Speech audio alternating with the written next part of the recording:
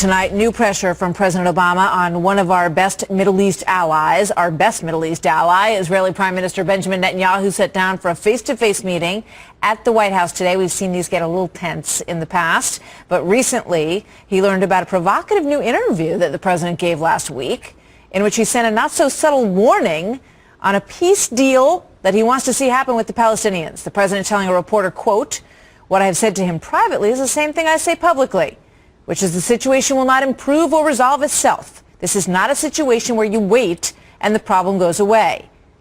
But the president went one step further, saying if Palestinians start to believe that a deal is not possible, quote, then our ability to manage the international fallout is going to be limited. Mark Regev is the spokesperson for the Israeli Prime Minister, and he joins me now. Welcome, sir. Good to have you here tonight. Thanks for having me, Martha. Well, what's your reaction to those comments by President Obama? We have been working very closely, the government of Israel, Prime Minister Netanyahu, we've been working very closely with Secretary of State Kerry to try to move the peace process forward. We want a deal. We want to see if it's possible to have a historic peace between us and the Palestinians. But we want a real peace, a secure peace, a durable peace, not just a piece of paper that doesn't mean anything.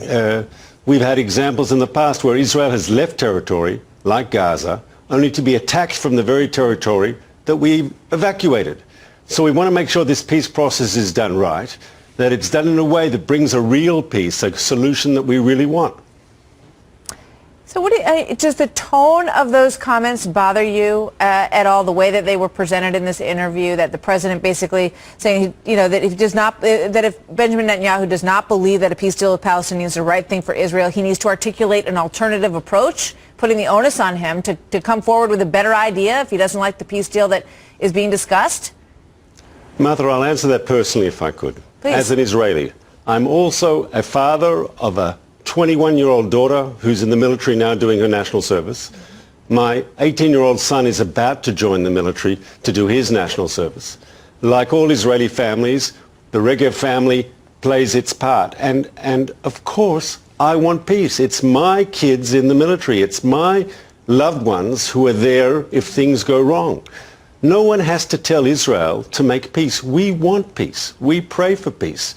We are ready to work hard for peace. All we're asking for is that it be a real peace, not an illusion. We don't want a situation, once again, where we evacuate territory and are attacked from that very territory.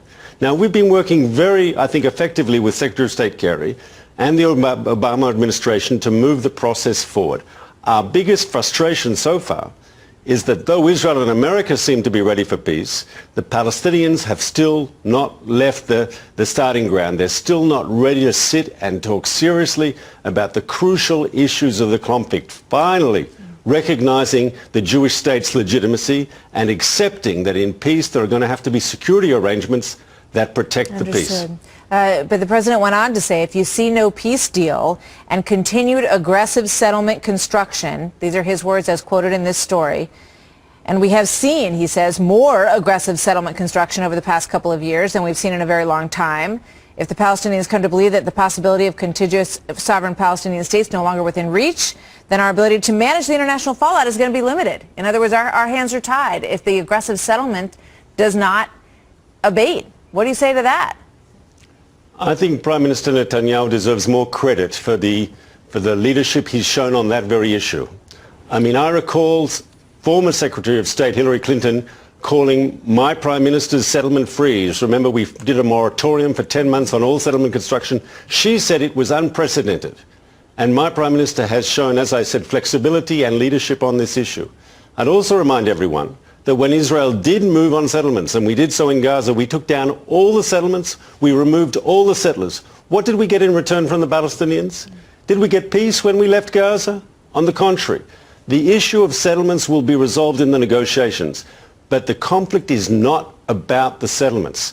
The conflict is about the failure of the Palestinian side, their refusal to accept the legitimacy of the Jewish state in any borders, and it's time the Palestinians cross that bridge. It's time the Palestinians. Just as I, as an Israeli, say I recognize there's a Palestinian people, with a right to a state of their own. It's time we heard from the Palestinians the same language, that there's a Jewish people, that they have a connection to this land, and we're entitled to a state of our own too. And we will hear from Benjamin Netanyahu tomorrow at AIPAC. Mark Regev, thank you very much for being here tonight. Good to have you, sir. My pleasure.